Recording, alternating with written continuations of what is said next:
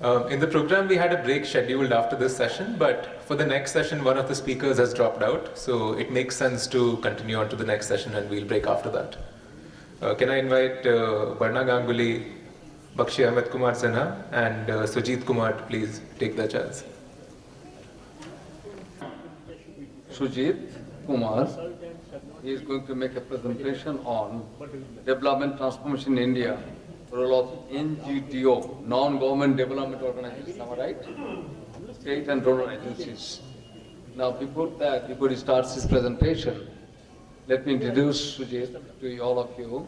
Mr. Sujit Kumar is a doctoral student at the Center for the Study of Law and Governance, Jawaharlal Nehru University, New Delhi. After completing his MPhil from the same center, he did his Masters in Social Work from Delhi University, Delhi School of Social Work, University of Delhi. He has been engaged in rural and urban research projects on development transformation. His research interest includes political economy of development, social justice and public policy. Now, as I could see, the summary of his paper in a few lines, which is very interesting. He really explores the myth of NGOs in many ways. He's attempting to explore the myth of NGOs. And that is precisely, I mean, many a times I do come across splendid job being done by NGOs. But at the end of the day, or after a few years down the line, you find that there's the same NGO. If they do not continue to do work in the same area after some time, whatever is being done is being collapsed after a few years when they are not there in the present. And which made me to ask these questions to everybody, to all the NGOs, those with which I interacted. They said that, well, that is what it is, and that goes on. So the poverty continues. So long as there are some activities there, some employment generation is there, some work is there, something goes on. And that gets glorified more and more, magnified more and more, and becomes a kind of what is called a kind of a role, but practically it's not. In many cases it's a mystification of truth, and something which is very much necessary for somebody like Sujit to demystify. And this precisely brings Sujit here to demystify some of the things which are not being really in practice. So, Dr. Sujit, have I understood you correctly? Yeah, so we all look forward to hear you more and more on that, how we have described them. Yes, go ahead.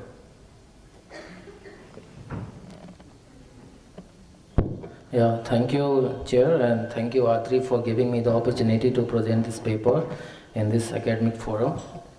As my title suggests, the development transformation in India and role of NGDOs, state and donor agencies.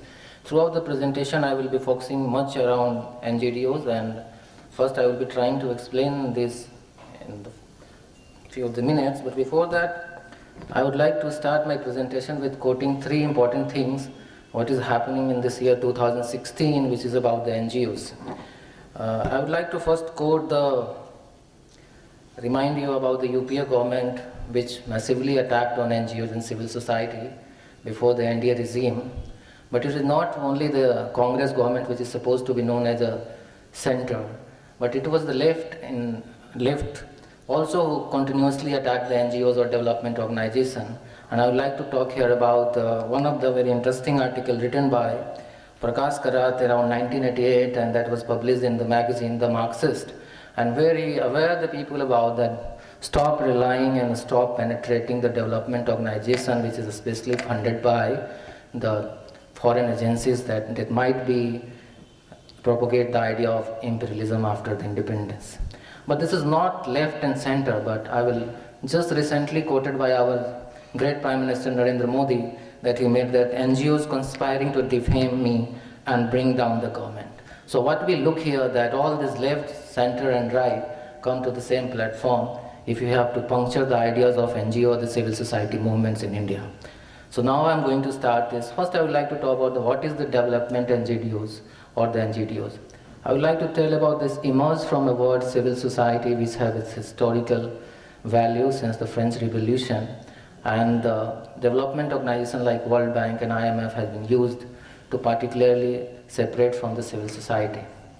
I would like to quote here one of the famous political scientists, Marie Kaldor, who classified the civil society in three versions. First is that activist kind of civil society, which we have like, some essence is left with the PUCL or some other organization in India.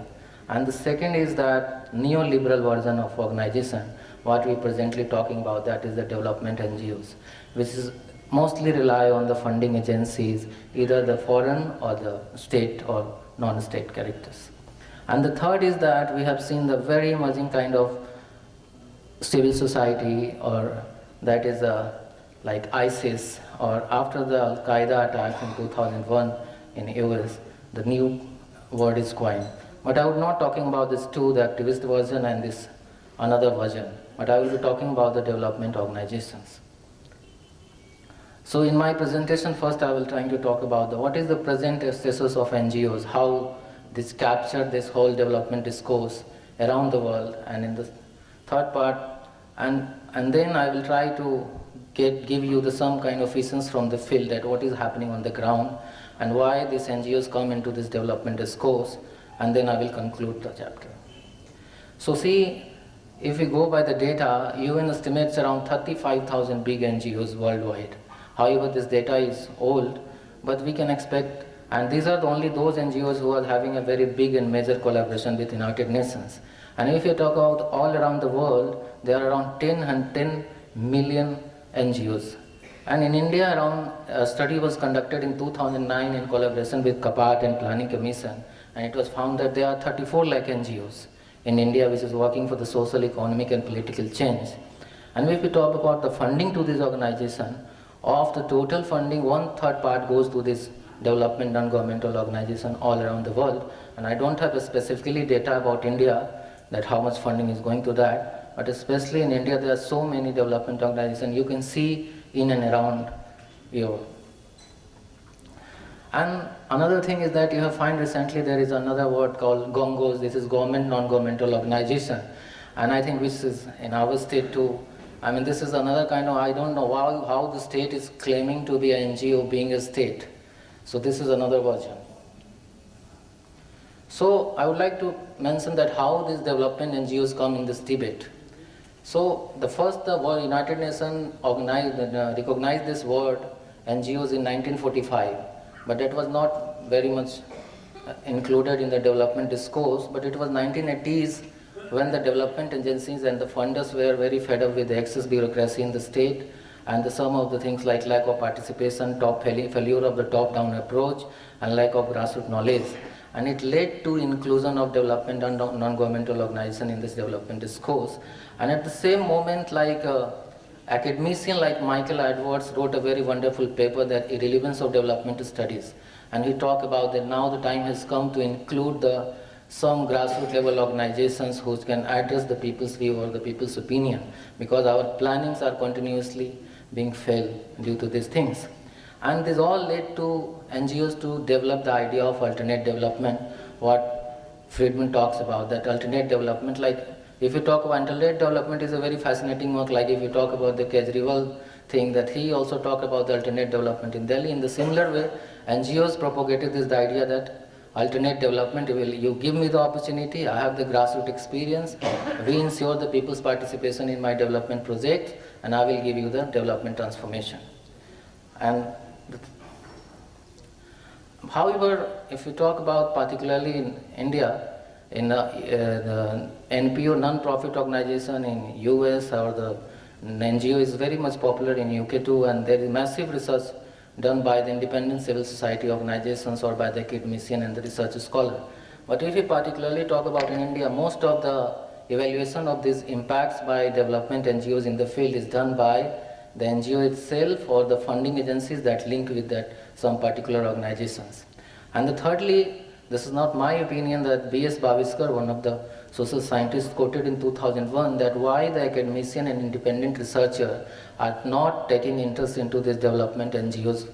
Why? Because he doubted that most of the academicians are relying on these NGOs for the data, and it led them to patronize the NGOs not to critically evaluate their work. So I would like to say that why these development organizations come into this debate, and it led to the huge funding, and the third biggest employer, because it has the quality, or it has propagated the idea that I would ensure the participatory approach. We are cost effective, we have openness, method of delivering the things, non-bureaucracy, efficiency, and empowering the people, and so on. And the most importantly, it hired a meaning from the civil society, which is known for equity and justice and fighting for ensuring the equality. And on these indicators like participation, cost-effective approach, missing of hierarchy, and this all, I would be giving you some evidence from the field, and I would be quoting here 3 examples. First is I have done extensive field work in Delhi slum, North Delhi, and the third I would be quoting about the David Moss published work in 2005 based on his experience of 10 years work through the DFID-funded project. And the third, I would be not talking about the case of India, it is from the Malawi, South African countries, where the Fletcher Tembo studied the work by the development organizations. And from this, I will try to construct my argument that how these NGOs fail in ensuring their basic characteristics which they hired from the civil society. So, if we talk about the North Delhi and my work in the slums in Delhi, I selected 3 NGOs. And the 3 NGOs, 2 are very hugely funded by the state or the donor agencies. And third was a very community-based organization where local community was taking interest into that. So through the regular visit to the slum, I found that the major issues were the PDS, pension schemes, health services, education, and land title. But when I come across the intervention by these NGOs, they were very much interested in running the tuition centers. And even if you go by the quality of this tuition center, they will rent out a very small room and they will run 1 or 2 hour classes there. And the second was the formation of the SSGs. And it doesn't matter that how much this SSG is sustained, but it matters that what is the number of SSGs they form in these communities. But why these things happening? So, however, I talked to the senior level officials in NGOs that why is it like that, how you plan the project, how you implement this, how you evaluate the success of your projects. Then he told that we always believe on the people's opinion, we go to the field, then after we made the planning. However, these 2 opinions contradict each other, because if we go to the workers, I mean the grassroots level worker, they completely deny. I mean they said we are supposed, we actually know what is happening in the field, but we have not say in the planning of the development projects and its implementation in the field. We are supposed to work as per our guidelines of our senior level officials. And what is happening there, all these tuition centers, after the right to education, it is found that most of the people, the children living in the slum, they are enrolled in the government schools. But these NGOs are forced to bring back those in their classes so the worker can show the increased number to get a salary or to get appreciation from the organization. So, this is the case that what I would like to mention here, that the completely what is the felt need of communities in the slums and what is the projects developed or implemented in the slums have the completely variations. It does not address the need of the slum dwellers. The second is that how the NGO intervention, it is by the David Moss. He did a great work before 2003, I think in Rajasthan, Madhya Pradesh and Gujarat with the tribal farmers, and he said that most of these development projects are implemented not to address the issues of these tribal farmers, or its success is not rely on the development of the poor living in this area, but it really rely that how these development projects are set up to political support for better legitimacy or success of these projects.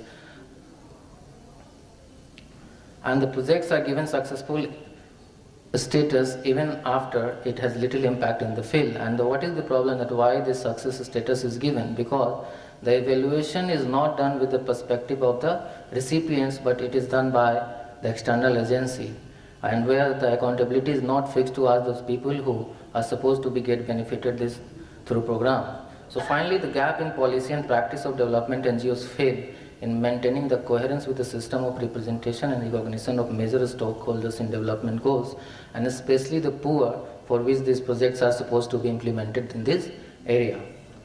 And the third evidence I would like to call about the study done by Fletcher Tembo, I think around 2000, before 2000 or 2001, where he talks about some development project in the rural areas of Malawi. And he talked about the the same things happens also there. I mean, the people's perceptions about their problems and day-to-day issues, and they build up their own meaning of developments. However, the development project practiced by these development NGOs do not match with the need what the people felt. So here is also the mismatch of the ideas of these development projects and the need of the people. So with these three cases, I would like to build up the argument that NGOs which have taken up the term from the civil society like participation or the grassroots approach and this all, now this terminology are not functioning on the ground.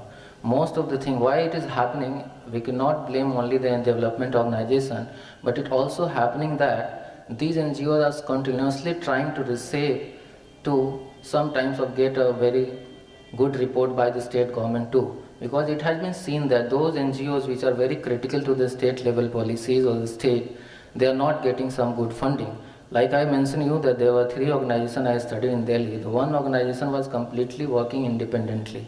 But what happened with this organization, they were continuously attacked by the state, and the second, the space they were given, they were taken back. So what they did, they followed this process like going into the process of registration through the the Society Registration Act, and the organization got registered to get a funding through the state. And when this organization got registered through the State Society Act, it stopped becoming representing the voices of the people. Because if you acquire some kind of funding from the state, it would be very difficult to criticize the policy like failure of the public distribution system. As in the morning, one of the presenters talking about the PDS and the cash transfer scheme, I would like to quote one of the very good examples from the Delhi. It was one of the big NGOs, Seva International, who did a work in collaboration with the World Bank to promote this idea of cash transfer in Delhi. And with a very small survey, I think the survey was less than 50 people were included in the sample to justify this idea that how the cash transfer is going to transform the life of the people. So see how such type of collaboration is happening and such type of the Gramsci idea of hegemony trying to justify the state that see these schemes and it is wonderful scheme. And in that situation we need a very strong civil society, and it was the Right to Food campaign who taken up this issue and conducted a wider level research to understand the issues that are the people really interested in cash transfer or not. And this program is dropped in Delhi. Till now I think so, but I don't have idea what is happening in Bihar. So the thing is that the participation is completely missing in this development discourse, what the NGO is known for, and we need to revive that. The second is that these NGOs now known for not maintaining the hierarchy, they have some kind of hierarchy. Like there is a grassroots level worker who is working on the ground, and another is the mid-level worker, another the higher level worker. And it is very impossible to interact with the higher level staff in these NGOs. I mean, the planning or the project implementation, I mean the lower level staff is assigned that you go and you exercise this project and you have to ensure about the success of this project. And in that situation, somehow, anyhow, he is supposed to maintain, see, we have done our project. And you can see that in and around what is happening in your area about these NGOs. But the thing is that we have always a very painted picture about this development organization, and we hardly try to understand that what is happening in the ground. Like very recently, Guardian produces a very wonderful report where he quoted only 1% of fund is being utilized by these international non-governmental organizations for impacting in the life of the poor. But I am not going to agree with the data, but what is happening in India, because in India there is no very organized study done to evaluate the work of the NGOs. So what I'm trying to infer here that the second, the hierarchy is missing. Third is that it acquired some kind of institution, what the civil society is not supposed to. Civil society is supposed to be open. If you want to come, then you come, otherwise. But it has institutions, like you have a very registered office, you have some kind of, the thing that you will be employment process, and now there is some kind of training schools we have, like Delhi School of Social Work and Tata Institute of Social Sciences, which educate you to how you are going to implement our particular projects in the field, and it doesn't matter that how much it is going to bring impact in the lives of the poor. So ultimately what I would like to say that the process of NGOization, which is the word term coined by the Sabine Lang or the Sangeeta Kamath, I think she belongs she's from India, that this NGOization which bring the civil society in some kind of closed sphere where you are not supposed to put up your voices very independently, but you are somewhere supposed to contract out the government services or the government agencies to practice on the ground and to somehow show the pictures they see, and somehow it is happening that how the state is hiring these non-governmental organizations, especially the development organizations, to get the legitimacy for the broader legitimacy in the field. So the one thing I would like to say here, that the thing is that now the time is to interrogate these things, like how these development NGOs differ from the civil society, how this important characteristic is had hired from the civil society is being practiced in the field. And these three studies, I think I'm not denying the network and the value of these NGOs, but the things that now their functioning is absolutely come under the surveillance, and we need a strong civil society to evaluate such works. Like, see, we have a very wonderful, like, Nitish Kumar was appreciating the Jivika work, but I would like to know, is there any independent civil society organization in Bihar has tried to evaluate the project, how is it impacting? Like if you talk about the cycle scheme or the mention of the social justice scheme in Bihar, and Nitish is especially known for the leader of social justice. So has any independent civil society we have which can question the state hegemony or the central power? Thank you so much.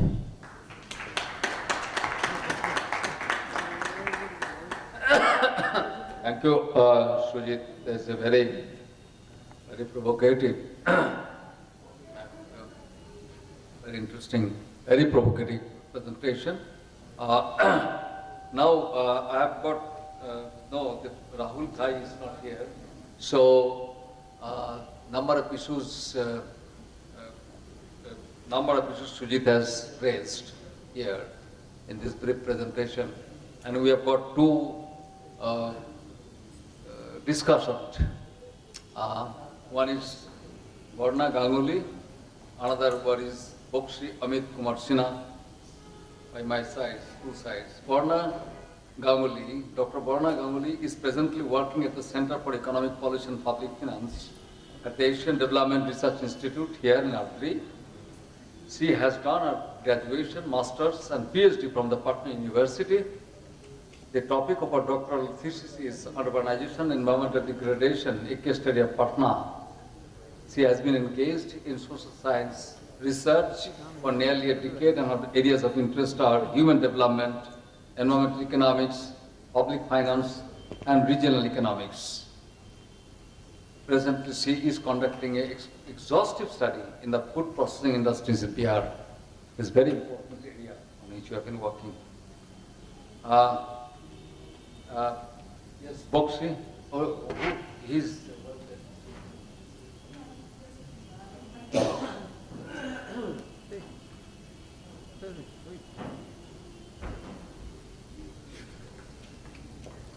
So good evening everybody, and welcome to this evening session.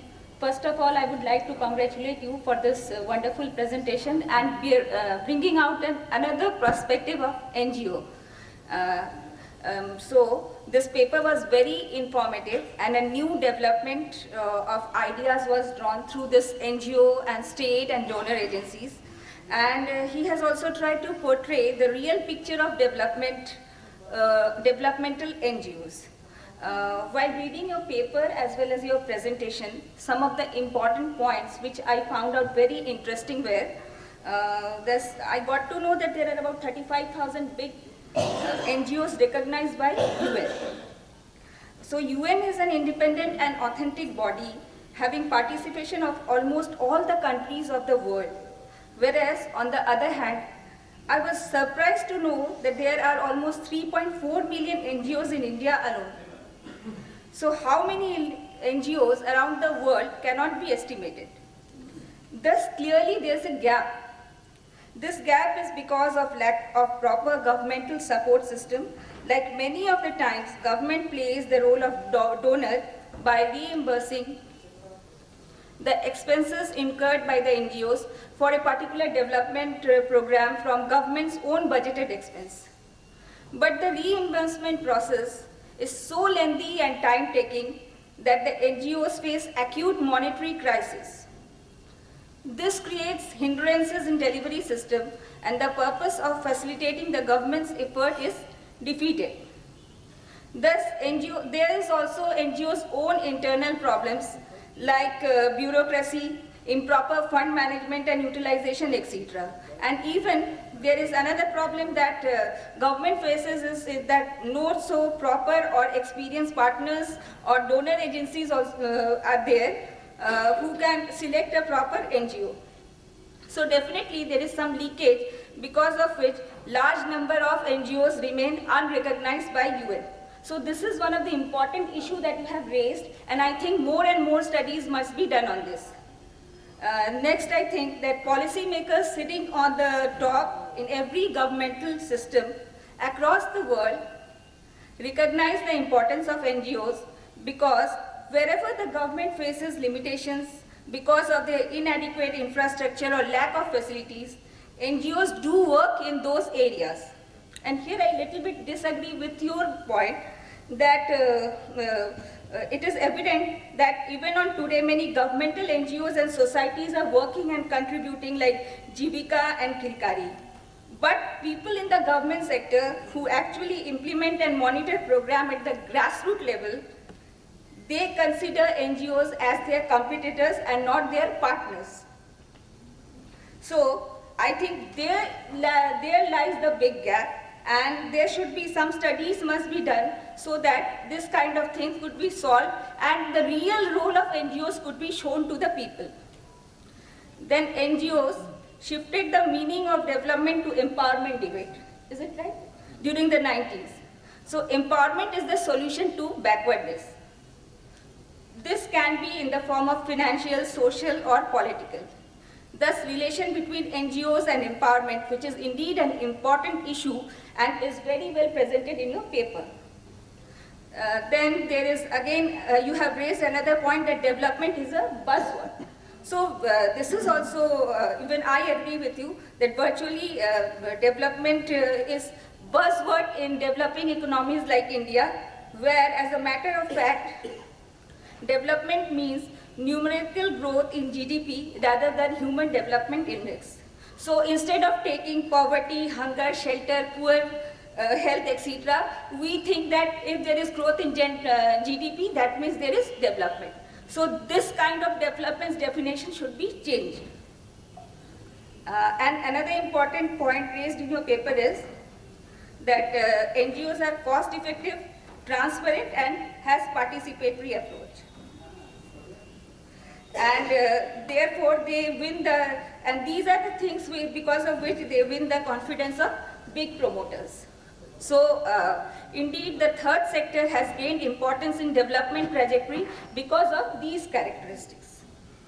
Then another point which I found very interesting in your paper is that although the NGOs are there for development, but they do not comply with the priorities and needs of the needy and disadvantaged communities.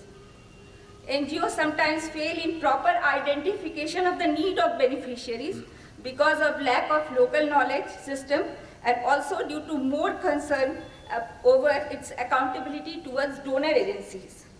It lacks the indicator that evaluates people's perspective. Then another crush that NGO face is fulfilling the needs and requirement of the donor agencies on one side and local bureaucracy and politicians, local politicians on another. So although they try to do the work, but because of the pressure from both the sides, they have to face a problem.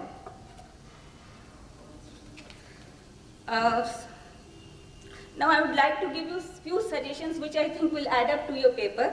Like NGOs have their root in civil societies dating back to the French Renaissance. So you have given about the history of NGOs. So if you can narrate a para on that it was, was started in 1945 and how it originated, that will add up to your paper. Then according to the title, there are 3 stakeholders who play a major role in development transformation, but the paper mainly deals with fundamentals of NGOs. Thus, I would like to suggest that along with NGOs, the role of state and donor agencies must also be elaborated.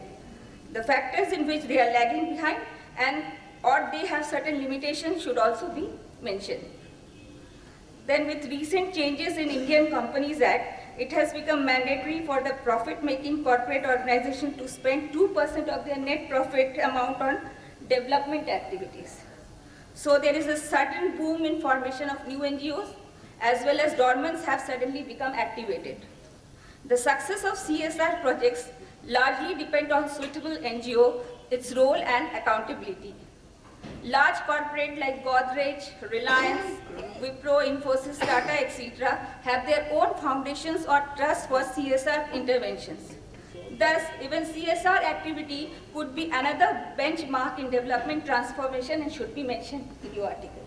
Okay, one minute.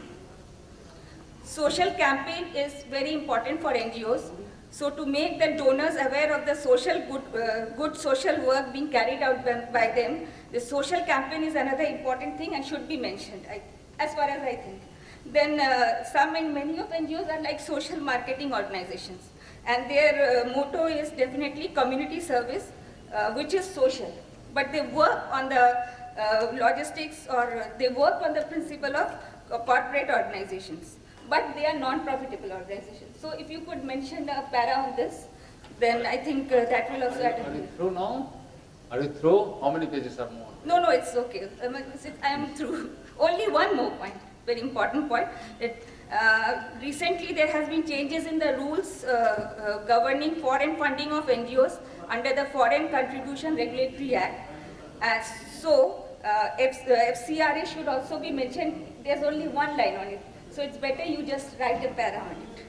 And finally, I think your paper is one of the most important and need of today's world. And so because we know that NGO is there, government is there, and donor agencies are there, but how they are behaving and what are the limitations they are facing, this is very much elaborated in your paper. And I think if you include these points also, maybe it will add up to your paper. Thank you. Thank you. Thank you so much. Very good. Very exhaustive commentary. Now, another discussion is there, Boxi, Amit Kumar Sinha. Dr. Boxi Amit Kumar Sinha is now working as a faculty member at the Institute, at the Center for Economic Policy and Public Finance. At this institute, Asian Development Research Institute, ADRI. His doctoral thesis was Human Development and Expenditure on Social Sector in Bihar. He has been engaged in economic research for nearly a decade, and his areas of interest are public finance, human development, regional inequality, and banking issues. He has published about 15 articles in reputed journals. Now, Dr. Boxi, make a very brief presentation of the major points of concern. Thank you, Chairperson, and I would like to congratulate Mr. Sujit Kumar for such a nice presentation.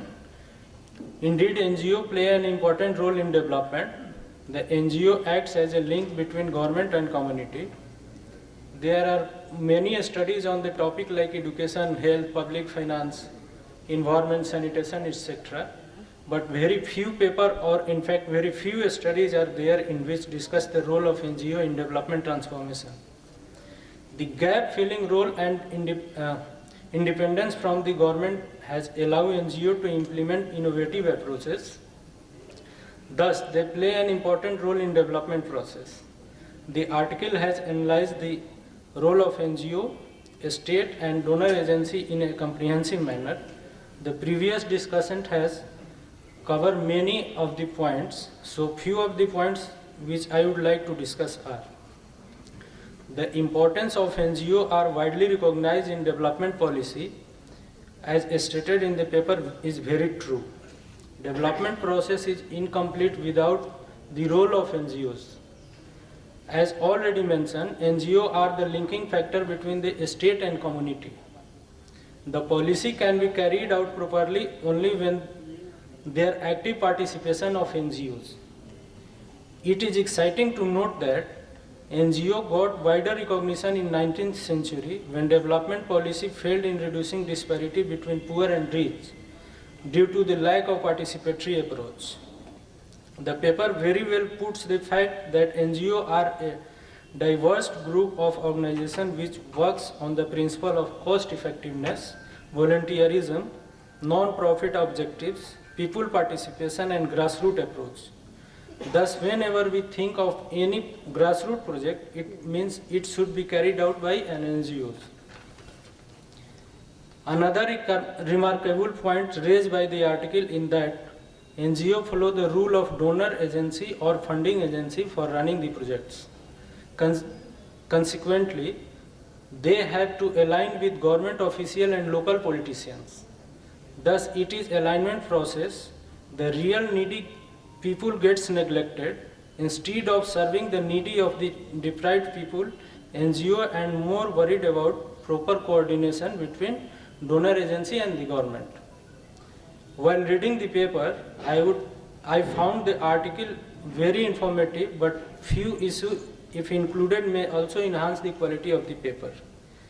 The paper seeks about the role of NGO, government and donor agency, but major section of the paper deals with NGO, whereas very little is written about government and donor agencies.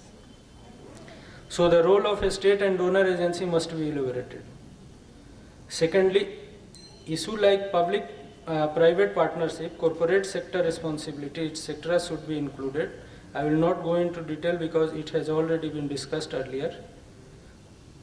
So finally, I would like to quote Mahatma Gandhi, India is a land of village, thus India is a country of rural mass and definitely role of the NGO are imperative in such country. Thank you. Thank you so much. Very cryptic and well, now the session is open for discussion. Now, so let's know. Somebody should tell, we should go. I mean, Sujit is saying that this type of NGOs is something is not, certainly not good for this country. If the NGOs always go by the agenda being fixed by the developed countries or the donor agencies, for example, without having any concern of the poor or the people for which they are working. Why do you need that type of NGO? Do away with them. Throw them out. Serve them. Shall we do that? Or what kind of NGOs in that case we should have? Straight he's asking this question, if I understood correctly. Okay, have I understood correctly? If this is the case, now this is open for discussion. Let's know what exactly every one of us feel about it. Let there be opinions of opinion. But the debate has been there for last 2 decades or so. Long time ago, sometime when I was working at NIT, National Institute of Rural Development, large number of people are there from abroad.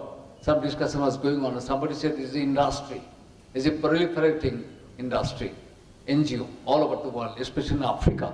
It was at that time, point of time, I don't know what the status is today. Large number of, in fact in India, Manipur and some of the states, I was told some time ago that every second and third house is an NGO, something like that. So much of flourishing NGOs and all that. It's a great, in Patna, for example, my students, when I was working at Central University of Bihar, I used to ask my students, the development studies students, where are you looking for job? Yes, sir, we'll get job over here. From where? Not a single industry is over here available. No, sir, we don't. We have NGOs. And I find that 3/4 of my students are all being engaged in NGOs.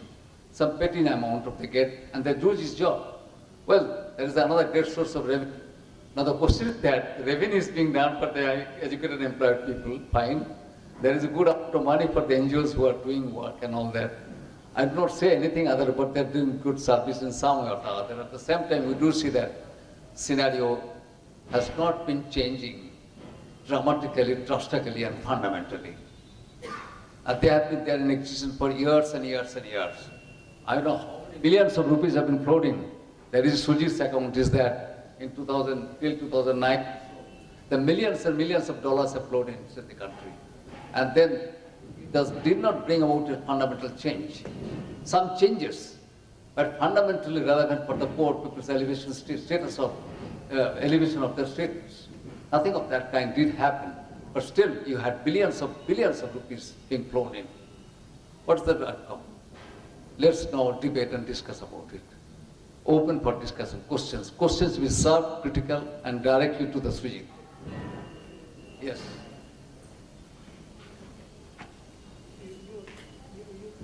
Or no question? Yes. Yeah. First, second. I think that 5, 6 questions should be there. Sir, certainly you have, first you gave, you expected us to offer some suggestions also, did you not? Or do you ask only for questions? I thought you were not satisfied with the system of NGOs, so much dissatisfied that we need to have some better ideas as to how the NGO should be made successful, and how the NGO should achieve or work for the objective for which it is intended, because it is not serving the intended purpose. If that is so, then it can't be in the form of a question, it can only be in the form of some suggestions.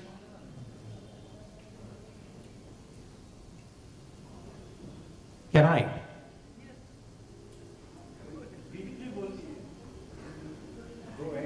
Yes, I feel, sir, in the lunchtime, I had a little talk with one of our Japanese guests, and I got some clue out of that, which I am sharing. Now, it appears that instead of working for some objective which is imposed by the government, well, the NGO, or whichever is the body which is wanting to work in a particular area, should, with participatory objectives that you have yourself enhanced, yourself elucidated, find out what the people want, what the kind of projects can be worked out for meeting the requirements of the people. Prepare your project and then come to the funding agencies, whether it's the government or it is a big donor agencies, and then work for it. That is one way I thought you could be involving a participatory approach with the people, the poor people or whatever community that you want to work with. That's one suggestion that I can. And then it should also be followed up by whoever is the funding agency, whether the government or a big NGO, monitoring as to how the work is going on, and a system of even penalizing if it is not being done in the way it ought to have been done. But the first thing, get the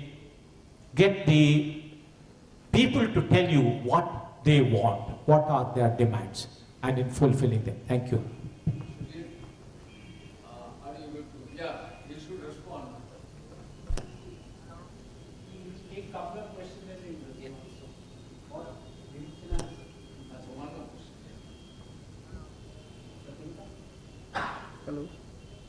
Well, thank you, Mr. Kumar, for this extremely thought-provoking and perhaps provocative talk. You rightly pointed out the impact that donors have on the functioning and priorities, and also perhaps the conclusions of NGOs. In this context, you mentioned about the state in India and its impact on the functioning of NGOs.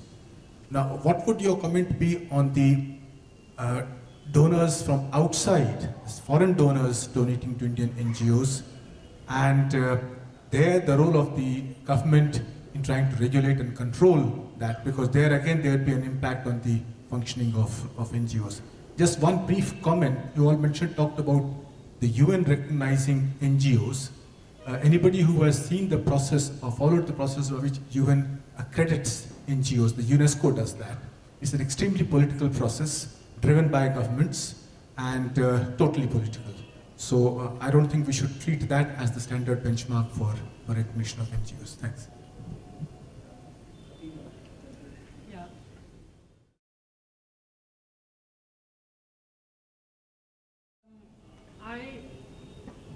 I have actually one very fundamental remark or question. If you would go so far as arguing that the whole NGO, the N should be removed from NGO in the sense that it is a disclaimer, the whole non-government cannot be there if an NGO is getting money from the state. Will it be justified to call such an organization still a non-government organization? And that brings me to your argument, the way non-government organizations get funding, the moment you get funding from the state, how far can you still argue that this is a non-government organization? Because the funding comes from the government. So this is one fundamental question. Now you have argued that funding is making organizations very dependent, be it state funding or foreign funding. That's why a lot of the policy which is intended to be implemented cannot be implemented because of the dependence on the funders. Now, you have mentioned that there are other ways in which organizations try to raise funding. And you mentioned an example of getting funding through organizing tuition classes. Now, you are quite skeptical about that also.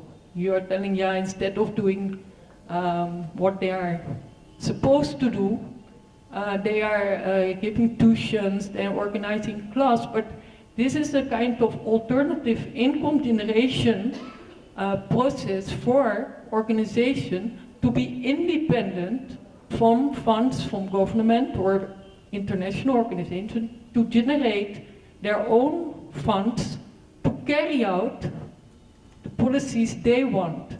So I would argue you should not look too harsh towards income generation process like giving tuitions.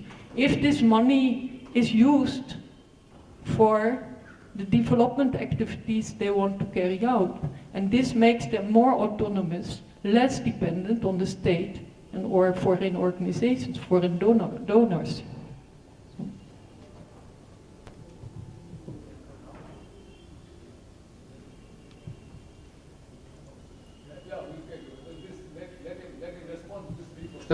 Let him respond and then get back.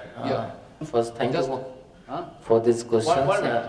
because I might not cover large number of things in my presentation, so I will try to answer it. Sir, regarding the first question, you try to motivate regarding the participatory approach.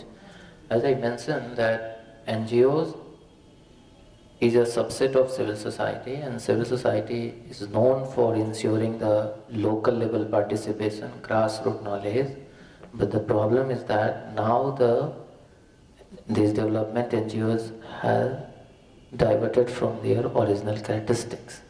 So now we need to reform it, and why they deviated from their original characteristics, I might find one reason is that the accountability of success of the project is not ensured by the beneficiaries rather than the funding agencies. So that's the point. Second question is that views on the foreign donor. So really it's a very tough question.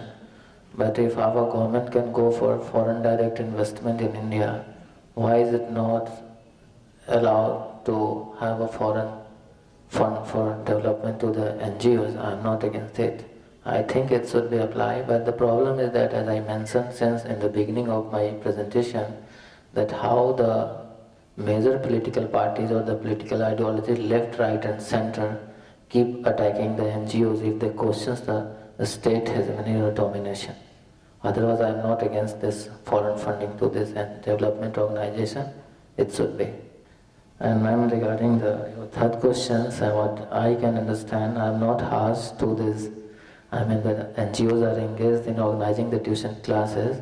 My meaning of that is that, suppose the community needs some kind of employment generation in the slums.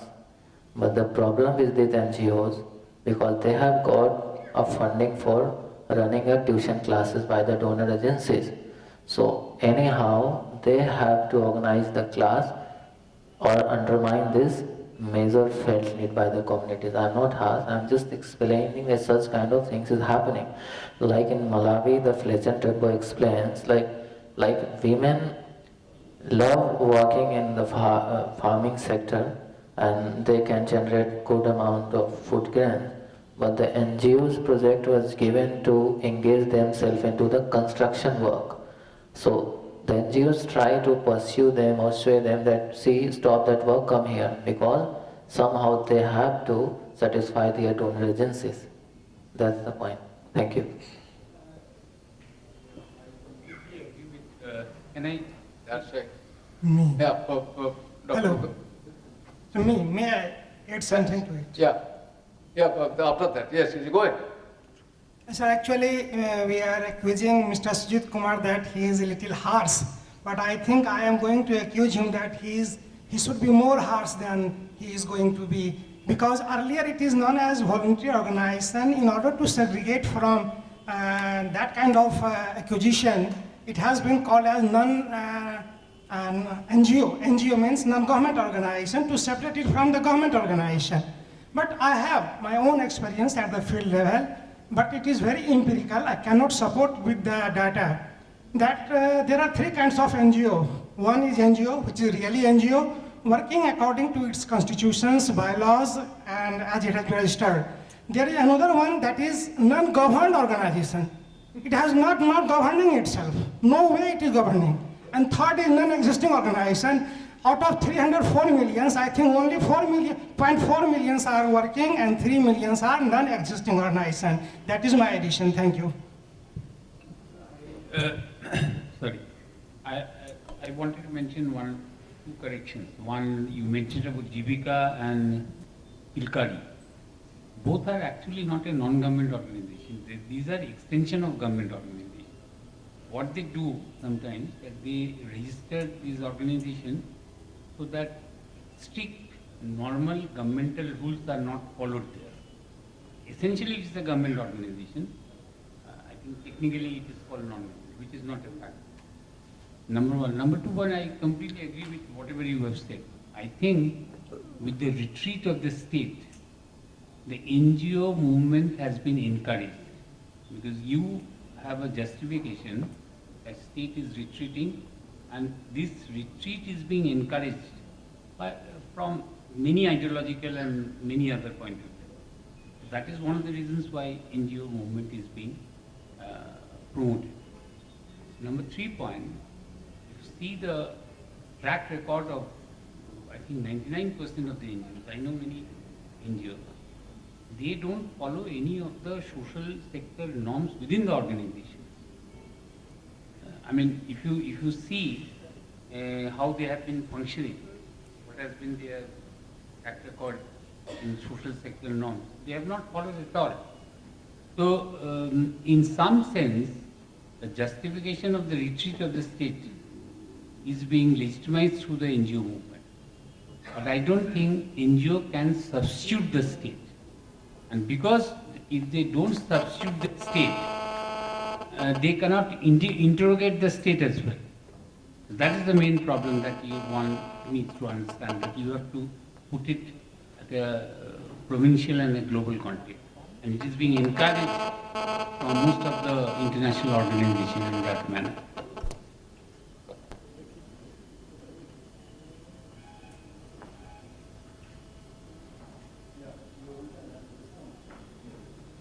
I'm quite agree with you, sir, but I would like to mention about the politics, how there is, I mean, the Bihar State Health Society is not a very, I mean, in the power of the state, it's also kind of gongos. And as per my information, the story suggests that what is happening in the health department, that the foreign donors, I mean, they observe that the funding we are giving them, they are utilizing for the purposes of the salary and the other things. That is not going directly to the work mentioned. And that is why the foreign donor agencies force the state to go for the institution, I mean the establishment of some independent agency. And that is why we have some kind of a structure now like the Bihar State Health Society. It is also common.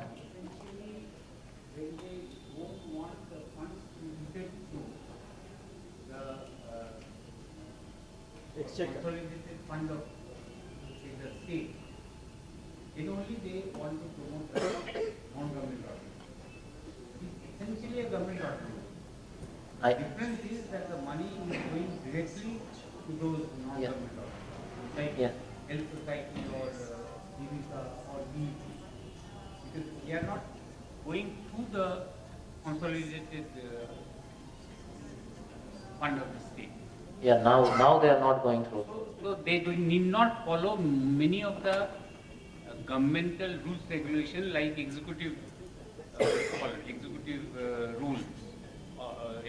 rule of business is followed through the governmental organization. You need not follow in those organizations. But it is essentially 100% government organization. Okay, sir.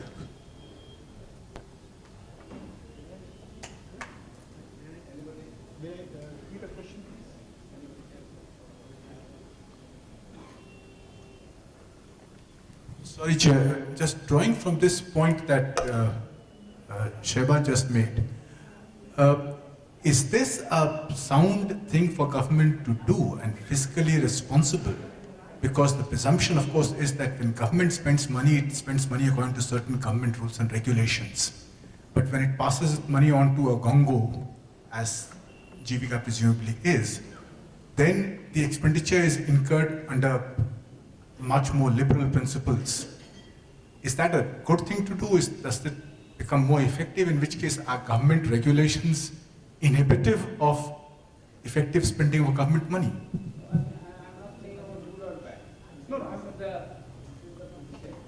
I'm asking the question to the person who's done a lot of study and the presenter. Would you agree that the government does a wise thing by engaging an NGO to carry on expenditure, a work which is legitimately the responsibility of government? See, I'm not going to agree or disagree, but the question is that what is the motto of the foreign donor to follow this way? As I mentioned that what was happening earlier, like there was a much funding for this AIDS campaign and this all, and now the foreign donors observe that the funding they are giving, they are utilized by some of the state in, the salary giving and anything else. So those organizations promoted that you have to constitute some independent wing. And I think now in this wing, some are from the government, some are from the civil society groups. So this was the intent, but I don't know what it is being followed on the ground. Why do you say foreign organization? Even government of India wants that there should be a separate organization. It should not be routed through the state government consolidated fund. Just to facilitate expenditure and just to bypass the rules of executive business. That is the main thing, I think.